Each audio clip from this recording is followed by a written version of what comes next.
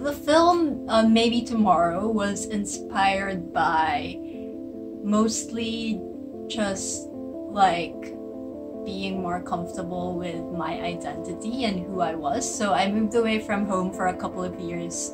I moved to Australia and I took up my master's and I started working there, and I was just exposed to this more liberal environment where I could be whatever I wanted to be and date whoever I wanted to date. And so I was like living this really good life in a place far away from home, and I kind of just had this realization that like, why can't I have the same life back in the Philippines? And so Maybe Tomorrow was inspired by that experience, like the want to have my dream life back in my homeland. The Philippines is a very conservative Catholic society, and so growing up I never really saw a representation of myself or who I wanted to be in local media, because whenever I would see a lesbian or a gay guy in local media, it would always be this like hyper masculine butch lesbian or this super feminine gay man who worked in a local parlor or salon. And so, you know, like the lack of representation kind of hindered me from, you know, coming to terms with who I was. I actually came out because my first girlfriend broke up with me on a Saturday night. And then since the Philippines is like super religious, everyone doesn't go out on Sunday because that's the day that you're supposed to go to church and spend time with your family.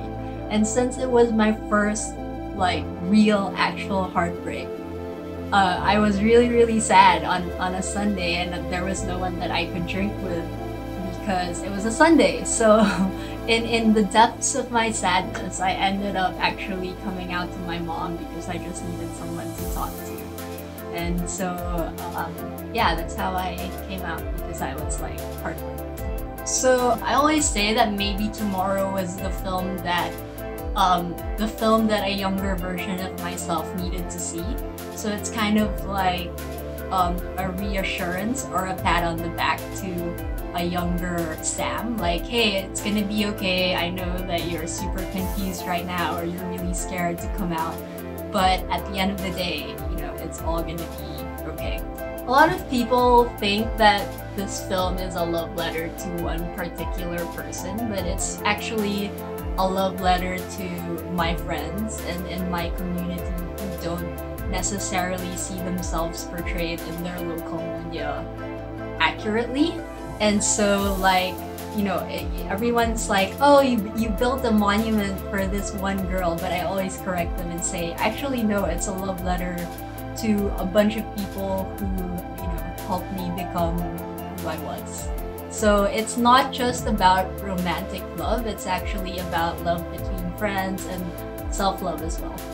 People always ask, like, would you ever consider directing a love story between a man and a woman? And I always answer, yeah, of course I would, but if I have to set aside a lot of my time to write a script and pitch it and to find funding for it, why not put all my efforts and energy into making a film for this sector of society that's underrepresented? Because there are already so many people who are making traditional love stories. So if I had to go through all that effort and put all my time into something, why not make something that's worth making, in my opinion? So yeah, I mean, if given more opportunities in the future, like, I would love to be able to make queer films for the rest of my life.